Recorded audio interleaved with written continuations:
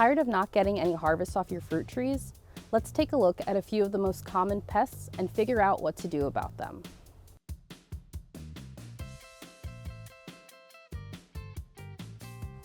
Oriental fruit moths, or OFM, overwinter as larvae or under host trees and emerge as adults in April. In May, OFM lay eggs under the underside of leaves near the tips of branches. The freshly hatched larvae feed through newly emerged shoots, causing wilting of shoot tips, also known as flagging. The following generations of larvae feed on developing stone and pome fruit, entering near the stem and feeding down towards the core. The larvae of the last generation overwinter the following spring.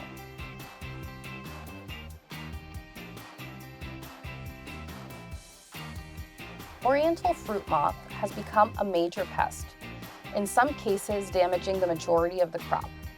Some signs that oriental fruit moths are in your orchard include flagging and clear gummy frass on developing fruit.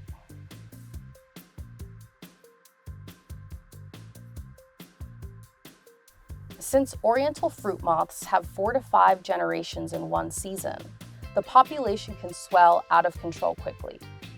To limit the damage, follow this schedule.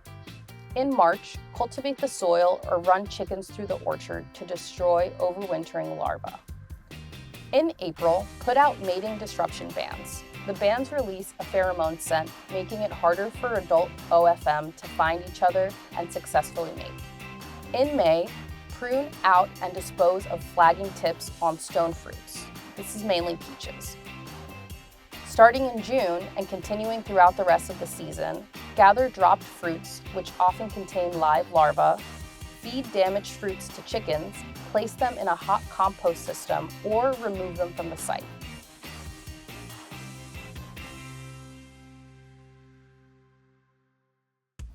You can spray neem oil, spinosad, or BT as a control for OFM, but good timing can be difficult and is extremely important.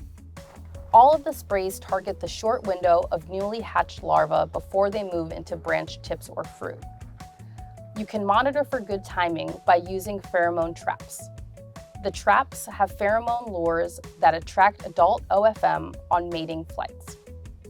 The traps are lined with a sticky board that catches the OFM.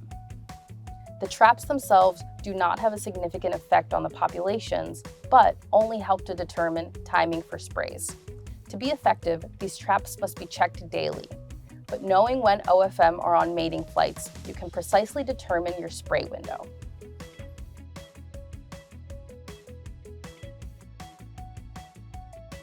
Plum curculio is another pest causing major crop damage in pome and stone fruit.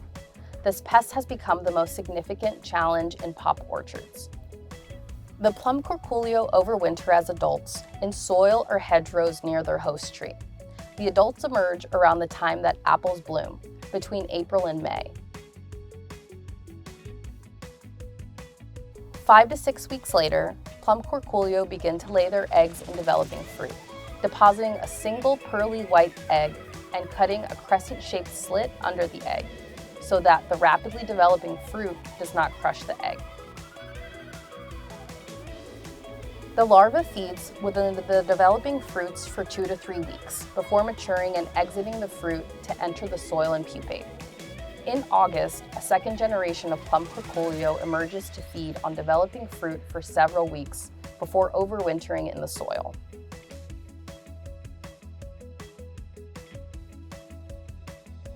The crescent-shaped scar is the unmistakable sign that you have plum curculio and an egg is deposited. Fruit-containing larvae often become misshapen and fall to the ground. If they have a crescent shape but did not drop to the ground, most likely the egg did not hatch or the larva didn't deposit. Unlike the oriental fruit moth, when plum curculio larvae exit the fruit, they leave a clean hole with no frass or webbing. When adults feed on developing fruit, they leave a 1/4 inch deep hole that can lead to scarring or rotting.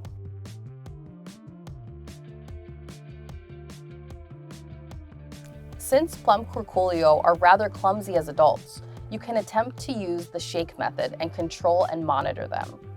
In early spring, lay a bedsheet or tarp out in the morning and evening under the suspect host tree. Shake the tree vigorously to knock off as many of the clumsy plum curculio.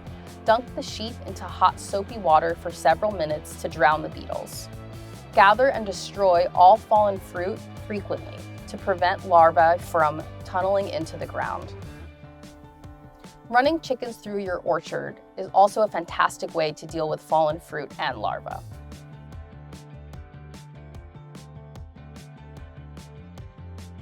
Kaolin clay can be sprayed to create a protective, non-toxic barrier on the fruit, making an unsuitable environment for insects to land, feed, and lay eggs on.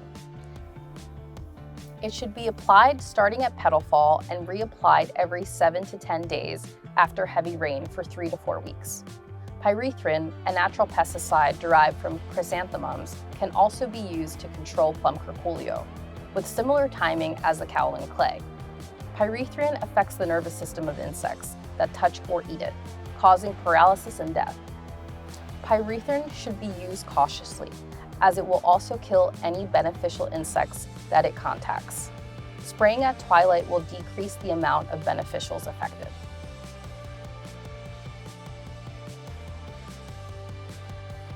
And finally, let's talk about aphids and scale, both sap-sucking pests. In pop orchards, aphids have been a frequent but relatively minor nuisance, whereas scale insects sometimes cause significant damage to crops, especially in plum trees and gooseberries. To survive harsh conditions, aphids overwinter as fertilized, frost-resistant eggs. However, the spring and summer aphids can reproduce without mating and give live birth, leading to rapid infestations.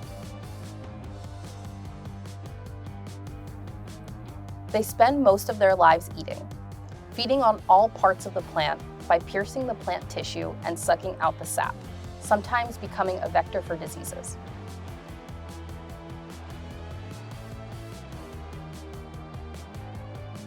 In fall, the aphids will again reproduce as tiny elliptical eggs and overwinter on and around host plants.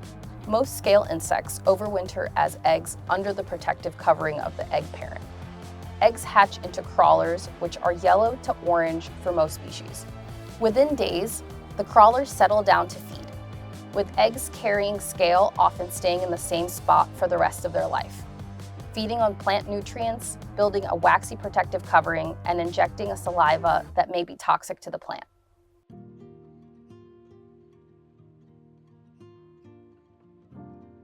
Aphids give themselves away with the onset of curled and distorted-looking leaves, often seen in late spring. Outbreaks of aphids can weaken or stress a plant. Damage from scale insects often leave their host plants looking stunted, yellow, and weak. Scale can leave reddish blisters on the fruit and lead to cracked branches in severe infestations. The honeydew of both aphids and scale attracts ants and can lead to the infection from a sooty mold that interferes with photosynthesis.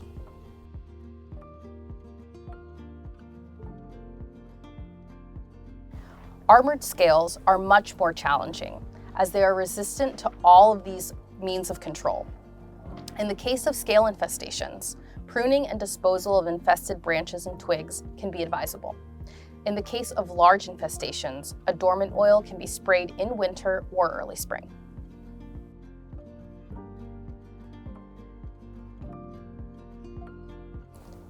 In most cases, we have seen these natural controls effectively deal with aphid infestations before they significantly damage the plant. However, these natural controls can sometimes be fended off by ants who are using the aphid and scale honeydew as a food source. Due to the nature of the symbiotic relationship, ant management can also be a part of aphid and soft scale management. Spraying with strong jets of water, washing with insecticidal soap, and applying neem oil sprays and coating the bottom of a tree in tanglefoot can all help in managing these pests.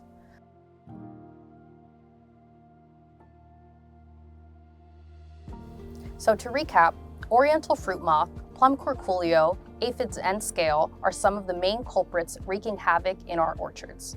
But by paying close attention and learning their life cycles, we can take steps to decreasing their population pressure and make sure we get a taste of the fruit.